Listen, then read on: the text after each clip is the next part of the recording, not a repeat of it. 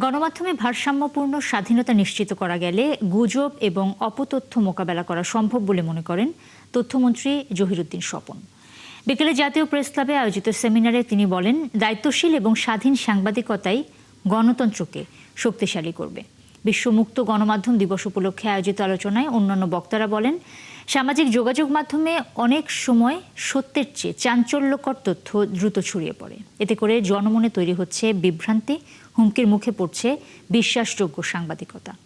কৃত্রিম বুদ্ধিমত্তার ব্যবহারে ভুয়া ছবি এবং ভিডিও তৈরি করা এখন সহজ হয়ে উঠেছে, যা খালি চোখে শনাক্ত করাও কঠিন। এতে বাড়ছে অপপ্রচারের ঝুঁকি। সেমিনারে বলা হয়, গুজব এখন শুধু সামাজিক সমস্যা নয়, এটি জাতীয় নিরাপত্তার জন্য হুমকি। তাই তথ্য যাচাই বাছাই করা ছাড়া কোনো খবর প্রচার না করার বা শেয়ার না করার অনুরোধ জানানো হয়। গণমাধ্যমকে তার বস্তুনিষ্ঠতা দিয়ে মূল্যায়ন করতে হবে।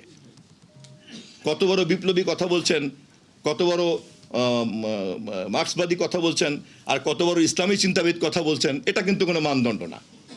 মানদণ্ড হচ্ছে ওটার মধ্যে বস্তুনিষ্ঠতা কতটুকু আছে। আর এই বস্তুনিষ্ঠতাকে মেজারমেন্ট করার জন্যই এখনকার ডিজিটাল সিস্টেমে ফ্যাক্ট চেকিং থেকে শুরু করে নানান রকম মেকানিজমকে বের করা যায়।